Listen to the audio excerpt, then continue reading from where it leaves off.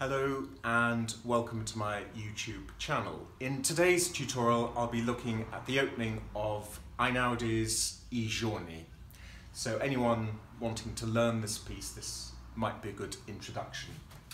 I think it's quite a good idea to start with the bass line, in that the bass line just repeats and repeats, certainly on page 1.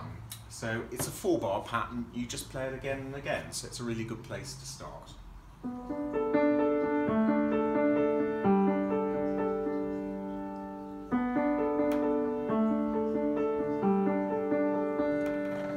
The fingering I use with all those shapes is 5-3-1. As you can see, it's quite stretchy, so it's important to keep the wrist quite free. Third finger stays there on the D, so this is quite a good exercise just to do lots and lots of that, just to keep this wrist movement quite free. The final chord is the biggest stretch, and it's sort of important to close the hand up. So sort of when you're playing, going up there, bring the 5th finger up and bring the thumb down when you're going down there. So sort of get into that habit of not playing with an outstretched hand, where the hand will be less under control. So lots and lots of this, and sort of closing up the hand. In terms of pedalling, a pedal on the 1st bar, a pedal on the 2nd bar, a pedal on the 3rd bar, which extends to the 4th bar. So it's pedal, pedal, pedal, and hold the pedal on for the next bar, and then off you go again. The right hand, I start with the 4th finger on the D, and you'll find that the hand fits nicely over the notes in the first 3 lines.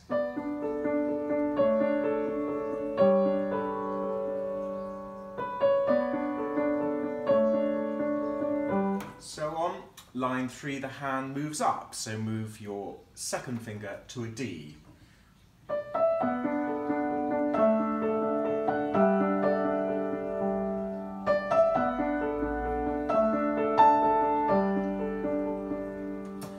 Notice that dotted rhythm there. What I do in my copy and my students' copy is, when you get sort of odd rhythms like that, just write a pencil stroke down to the relevant left-hand note. So put a line down with that sort of A in a funny position. So there's the pencil stroke, telling our eyes that's where it belongs. At the bottom of the line, we move back to position 1, 2nd finger on a B.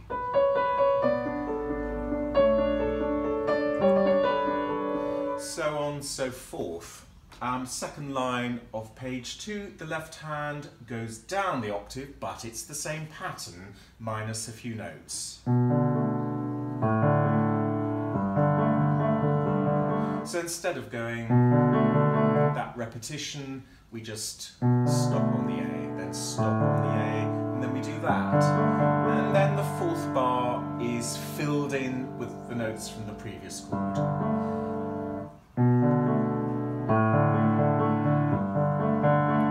So again, it's the same 4-bar pattern, just repeating it again and again, but with certain notes missed out and certain notes added.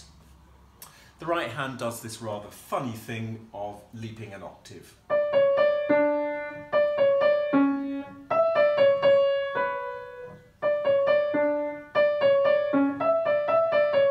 Now you may well have some difficulties with this, leaping to the C sharp, then back to the E. Right, my advice is don't try and stretch it. Probably your hand won't be big enough to do that. You are using the sustaining pedal, so I would just leap and not worry too much about joining the notes. I just sort of do that, so the pedal will hold it. So it sounds like this.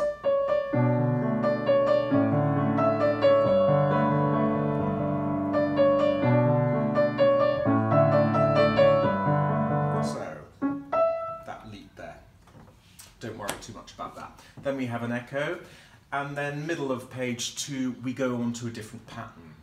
So again, the left hand has a 4-bar pattern.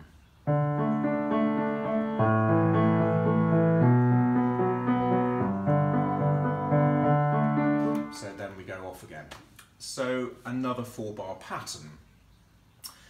I get my students to practice this in chords. So number 1, number 2, number 3, they're all the same shape, apart from number 4, which is this big stretch. 5, 3, 1. So the first 3 use 5, 2, 1.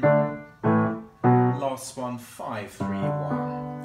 Now it's a really good tactic for when you put the right hand with the left hand. A very good halfway house to practicing is just practicing the left hand's chords and putting the right hand in.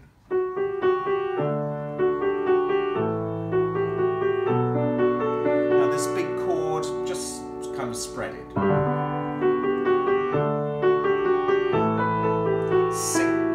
Syncopation, holding across the bar line, which doesn't happen the second time.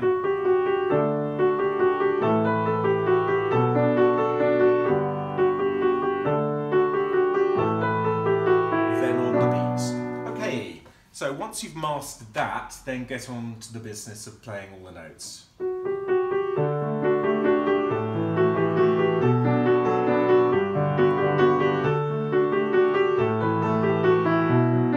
So on and so forth. Now it's a big crescendo up to the 4th line of the next page. So it's important not to get too loud too soon. Everyone sort of does this, gets too loud too soon. It's very, very tempting, you know, especially when it gets quite exciting, lines 2, 3 and 4 of the coming page. You'll notice that the left hand pattern sort of changes, but it's still based on the same 4 bars. So sometimes he just puts it in octaves. Those are in fact the first notes of the pattern of each of the 4 bars that we've had before. So D, A,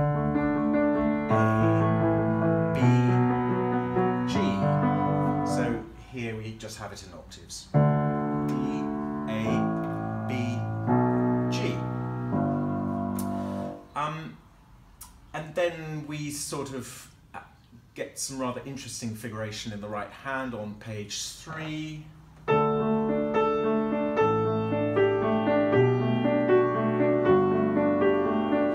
So, even though he doesn't say so, he's, I think, wanting us to bring out those top notes. They sort of make a tune. So, sort of play it like this.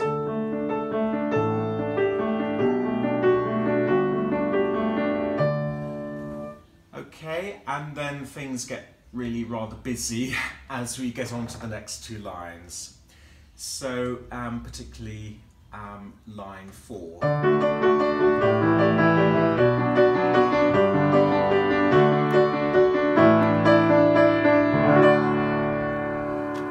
So, we move from groups of 3, so 1, 2, 3, 1, 2, 3, to groups of 2.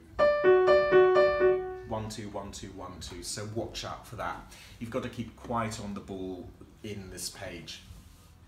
Again, very, very good idea just to practice the left-hander's chords as you do your right hand.